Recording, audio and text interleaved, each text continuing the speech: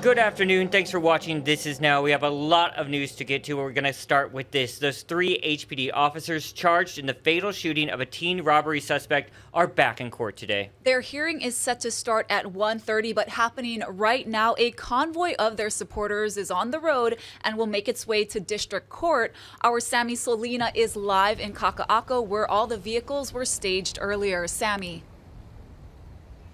Ash, Jonathan, that's right. We're here at Kaka'ako Waterfront Park, and that's where the convoy originally started, and they left just a couple minutes ago. So right now, they're probably in and around town, and basically their goal is to make as much noise as they can in order to get support for those 3 officers involved with the shooting of that 16-year-old boy. Now, folks there told us that they definitely support these officers and hope that their names are cleared. We actually spoke to a Hanai family member of Christopher Fredalucis. Her name is Belle Phillip, and she said she's incredibly thankful for the fact that there's a community there to support the officers. Take a look. This means so much. I'm so thankful. We are very thankful for the platform that they had created to really voice out. You know, we live in a free country where we can be able to stand for what's right and to speak to our community and congregate with them and said, hey, you know, this is how it should be done, you know, to follow the laws, you know. So a grand jury initially declined charges for officers, but the prosecutor's office then decided to charge those officers. The judge will likely take up motions first. One is the motion to disqualify the deputy prosecuting attorney, Christopher Van Marter. And the defense said because he signed the criminal complaint, he therefore makes himself a potential witness in the case. And legal experts said that's very unusual. Normally it's the detective or investigator who signs. Then there's a motion to dismiss the case. The attorneys for the officers claim the prosecutor's office way of charging their clients violates state law, and if those motions are dismissed, then they will go ahead and do a primary hearing, which is sort of like a mini trial. And, you know, a lot is up in the air. This case is very unique in terms of how it's getting started, but we will have more for you this evening. Now, again, the hearing starts at 1:30 today at District Court, and we will, of course, be following along and be bringing you the latest in our evening shows. We'll take it back to you guys in the studio. All right. Thank you, Sammy, very much. We will certainly follow that all afternoon long here at HNN. Meanwhile, let's get to the breaking news coming in from the State Department of Health. We have new case numbers to report. That's right, another triple-digit day. The state is reporting 100 new infections. The breakdown by island shows 15 cases on the Big Island, 6 on Maui, 1 on Kauai, 75 on Oahu, and 3 out of state. We just talked to Lieutenant Governor Josh Green about this trend of triple-digit cases. Here's what he had to say. I am concerned, of course, like everyone else, but this pandemic now is a pandemic amongst those who are unvaccinated. So almost everyone, 97% of our population that's catching COVID is unvaccinated. And I saw that this weekend when I was on call in the hospital. I saw 2 very sick individuals that were unvaccinated. So that's what we have to avoid. We have to do everything we can to vaccinate ourselves and our loved ones, and then the case counts will drop again. We are seeing still the remnants of the surge from 4th of July. And if you ask for a prediction, I think it's going to hover here in the low triple digits or maybe the high double digits for a couple weeks as it spreads between family members and households that are unvaccinated. And then it should come down back down to earth. All right. Also wanted to ask you about that new program for restaurants, eateries, and bars that is, if they want to eliminate social distancing, they are asking customers for proof of vaccination or a negative COVID test. We're hearing a lot of backlash about that from customers and some complaints from owners and servers alike. Do you think that program's working? Well, it's too soon to know. But in general, if people are able to demonstrate that they're vaccinated, that will create a safer environment. Of course, when we get to herd immunity, we will be safe in general and when the virus kind of burns out. But anything that promotes safety, I'm in favor of. I still want to respect people's civil liberties, but these are options that private businesses have. And if they want to eliminate the risk of spread so people can have a safe environment with no risk of spreading COVID, or virtually no risk, I think that's also a good idea, and it's their prerogative. So people will decide. No one's forcing anybody to go to one establishment or another. And I like the idea of stopping COVID in its tracks. I also think in order to open up very large events like concerts and football games and so on, we'd be pretty wise to know that people were vaccinated or tested, because then you're not going to have any risk of major spread. All right. So earlier this month, there was an H&N headline that read this. I'll read it to you. It said, Ige wants to keep the mask mandate. Greene says it's time to drop it. Do you still feel the same way? I don't think that headline actually captured what I was talking about. What I was saying is that, of course, I want people to have the masks on and mandated indoors, but I was specifically saying that vaccinated individuals are at much lower risk. And I think that if you have to have a mask mandate to keep this thing down, that's fine and that's good.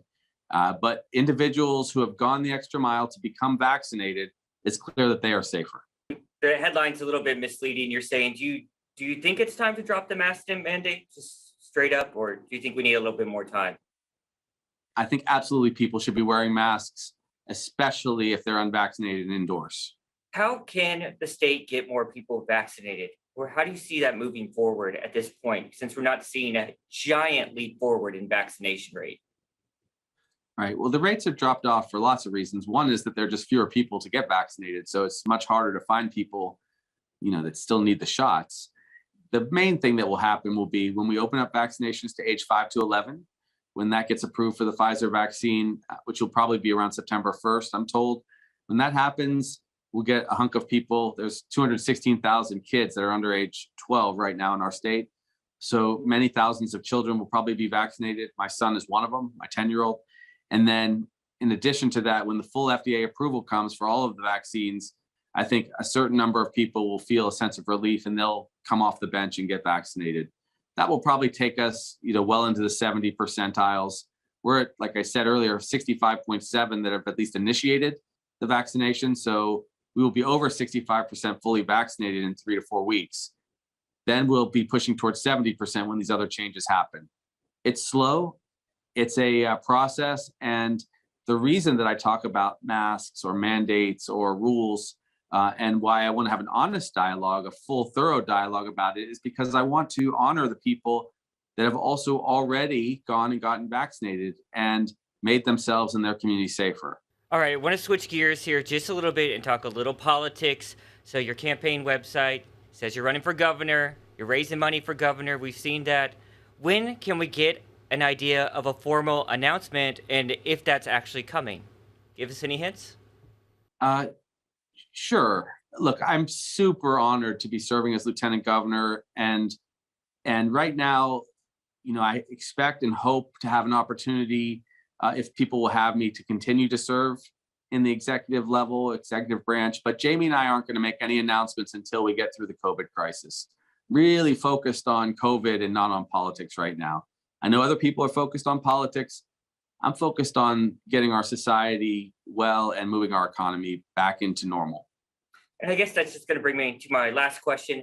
How do you think your performance in handling and openness throughout the pandemic will impact your possible race for governor? Do you think it's going to help, hurt? It's impossible for me to guess. I get a lot of feedback from people, and I'm just honored to get so much feedback. Mostly people have been appreciative of just someone who talks straight to them and who cares about people and who's honest. I think honest and openness is critical these days. And that's how I've tried to approach COVID, but it's not political. That's COVID. That's me making sure people feel a sense of safety and calm during a pandemic.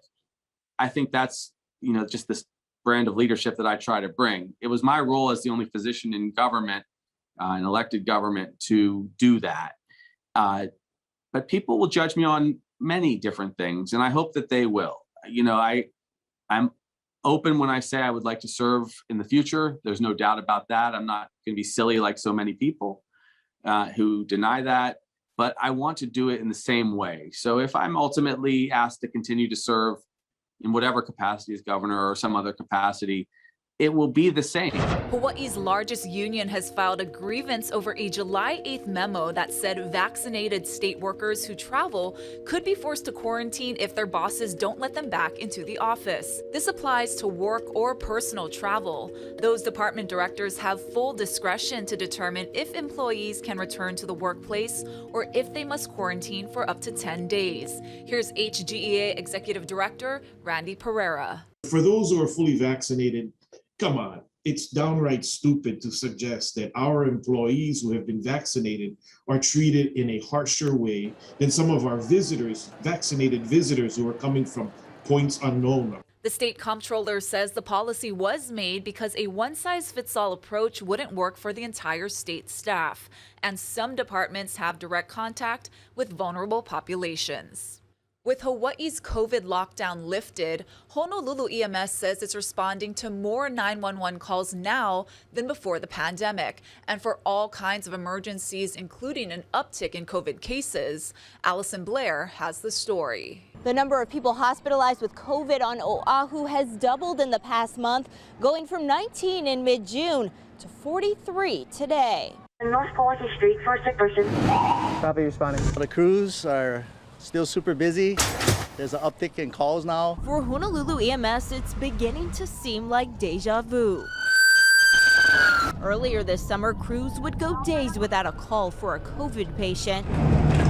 Now, transporting people who've already tested positive for the virus is becoming a routine occurrence. EMS is now seeing a call or so a day for COVID patients. They're coming in for shortness of breath. They're getting put on ventilators still. Meanwhile, everything's opening up again. With the lockdown lifted and the return of visitors who need non-COVID help, crews are constantly on the go.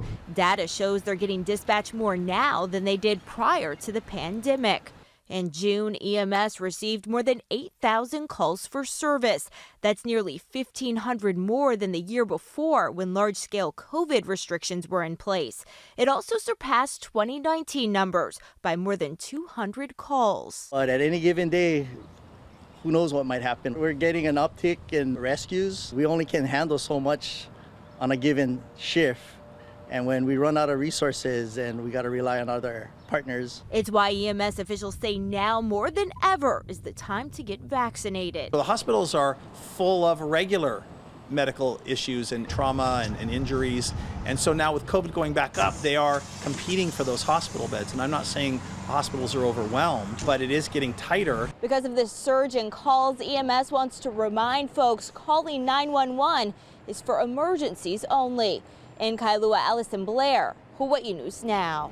Twitter has again temporarily suspended Congresswoman Marjorie Taylor Greene after she tweeted misinformation about COVID-19 and vaccines. The Georgia Republican, who has compared mask mandates at the U.S. Capitol to the Holocaust, will be locked out of the social media platform for 12 hours. Back in March, Twitter announced a so-called strike system for users spreading false and misleading information about COVID, saying after 5 strikes, a user is banned permanently. This comes as the White House has said social media platforms should be held accountable for their roles in publishing misinformation. After 16 long months, Canada says it's finally ready to reopen its borders to international travelers. Remember, Canada is the state's second largest international tourism market. First up, fully vaccinated Americans and U.S. residents currently living in the United States can come to Canada beginning August 9th, and they won't have to quarantine for 2 weeks. Next up, international travelers. Again, this only applies to fully vaccinated international travelers, and they can come on September 7th without having to quarantine for 2 weeks.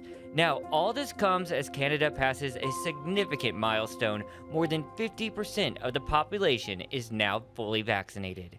Developing news now, violence rocked Afghanistan's capital today as U.S. troops continue to pull out of the region. Let's turn it over to Ian Lee with those latest developments.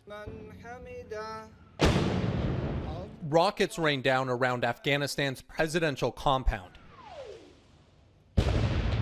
Muslim holiday prayers punctuated by explosions. The president and his entourage stayed calm throughout the attack, the first since U.S. troops began their final drawdown. ISIS claimed responsibility. But one by one, Afghan villages and towns have fallen to Taliban militants. That's what veteran Jason Lilly, who's now back home in California, feared would happen when America left. The Taliban will take over. It's who's going to be there to stop them. That's a question many veterans are asking, as well as, was it worth it? Over there for 9 months and then countless fights, you start to question, like what good are we actually doing? President Biden doesn't believe any more could have been done. I will not send another generation of Americans to war in Afghanistan with no reasonable expectation of achieving a different outcome. The president says the withdrawal is more than 95% complete. The last U.S. soldier is expected to be gone by the end of August. Ian Lee, CBS News. All right, we'll continue to follow those developments in Afghanistan. Any chance we get those updates from CBS or NBC News, we'll try to run those for you.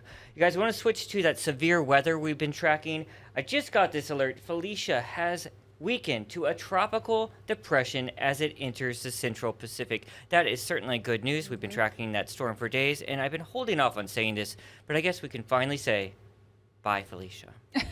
All right, guys, let's take you outside. 82 degrees out there right now. Here's Guy Hoggy with an update of your local forecast.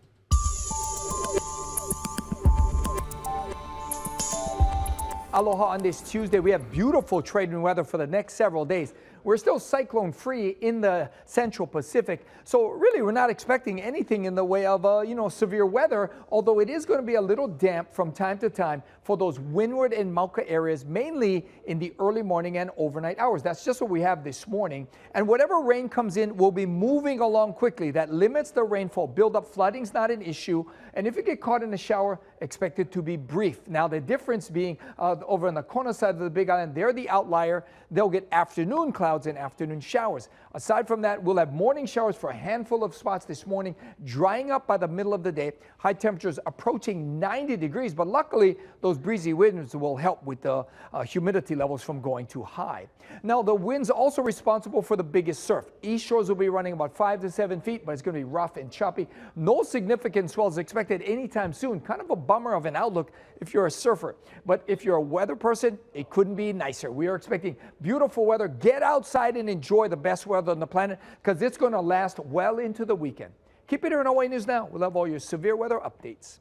We are just days away from the start of the Tokyo Olympics, and athletes and late-night comics can't stop laughing about the cardboard beds in the Olympic Village. Tina Kraus has the story. U.S. athletes flying into Tokyo were looking for a good night's rest, only to find cardboard beds. Track and field star Paul Chalimo joked in a tweet, the flimsy bed frames were designed to prevent intimacy among athletes. Irish gymnast Reese McClanagan posted a bounce test over the weekend to check their durability. The beds are meant to be anti-sex. They're made out of cardboard, yes, but apparently they're meant to break at any sudden movements. It's fake. Fake news. The official Olympics Twitter account thanked McClanagan for clearing up the matter, adding, the sustainable cardboard beds are sturdy. Organizers plan to recycle them after the games, which drew even more late-night laughs. I can't wait for 6 months from now to read toilet paper labels that read, made from 100% recycled Olympic sex bed. Colbert added, athletes should be sure to separate their cardboard bed from the rest of their racy recyclables. Tina Kraus, CBS News. All right, don't forget those Olympics get underway right here on KHNL on Friday with those opening ceremonies. And our local Olympians are there at the Olympic Village and been posting on social media. I wanted to start by showing you guys this one. This is from Eric Shoji. Of course, he's with the U.S. volleyball team. And he posted this video. You can see him putting little stickers over the islands on this giant, looks like an inflatable globe. And he says in his post, Hawaii represented at the Olympic Village. Let's go. It looks like a bunch of athletes have posted their stickers all over this globe. It must be some sort of tradition they're starting there. But you got some more social media stuff, right? Yes, four-time world surfing champion Carissa Moore. She posted this on Instagram. The women of the USA surf team took a virtual Pilates class with Honolulu-based Pilates Okala in preparation for surfing's Olympic debut. Now, Moore said, quote, body feeling activated and ready to go. Oh, that's really fun. Yeah. And we're going to be hosting a special digital shortcast for the Olympics. We'll have details on that to come. It's going to be myself and Ashley right here in the H&N Digital Center every day, letting you know what you need to know about the Olympics and how to watch. All right, meanwhile, we promised this update as well. Blue Origin's Jeff Bezos had lifted off overnight into space, making history. Let's turn it over to Mark Strassman with more on that. Start. 2, 1. Blue Origin founder Jeff Bezos and his crew made history this morning, blasting off into outer space the first human passengers on his company's fully automated rocket. I felt peaceful and serene and calm. Surprisingly natural. Surprisingly natural. Yeah. The Amazon founder was accompanied by his brother Mark, 82-year-old aviation trailblazer Wally Funk, and Oliver Damon, an 18-year-old Dutch student. During the approximately 10-minute trip, they experienced majestic views and several minutes of weightlessness before returning to Earth. We set out to create the safest human spaceflight vehicle ever designed or built or operated. Bezos' spaceflight comes on the heels of fellow billionaire Richard Branson's flight earlier this month, ushering in a new era of commercial space travel. These are not inexpensive flights. Only very rich people or governments are going to be able to put people on board for a long time. So the question is, can they sustain this as a new marketplace and keep it going long enough for economies of scale to kick in and prices to come down? After a smooth landing, the excited and jubilant crew celebrated on solid ground. Bezos wants Blue Origin eventually to go to the moon and ultimately to colonize the cosmos. Today was the first step. Mark Strassman, CBS News, Culberson County, Texas. All right, so Blue Origin plans 2 more flights this year, the first one being in the fall. We were talking about it. The way they descend is quite different than the Virgin Atlantic or Virgin spacecraft, Richard Branson's. I would personally choose that route because I don't know about that floating in that almost Apollo-looking type pod down to Earth. I don't know. The other way just seemed, I don't know, more safe. But exactly. I like the way Branson's takes off, too. Yeah, and the silver. Yeah, all right. Not it's picky. all about the wrapping for us, right? Exactly. Another space update, you guys. The Hubble Space Telescope is once again sharing the universe with the world. Now, NASA released these images from the telescope. They are Hubble's first images since it returned to collecting information in space over the weekend. Now, the first photo shows a pair of interacting galaxies. That's super cool. And the second records a large spiral galaxy with 3 unusual extended spiral arms. Now, the Hubble is currently running on backup hardware. We told you its main computer failed last month, shutting down the telescope after 31 years in service. I'm so glad Hubble's back with us. All right, guys, that's going to do it for This Is Now. Ashley's going to be back first at 4 on KHNO alongside Mark Carpenter. No Mark today. He's off today. I always second guess that. All right, Ashley's going to be there. You don't want to miss it. KHNO, first at 4. Bye-bye.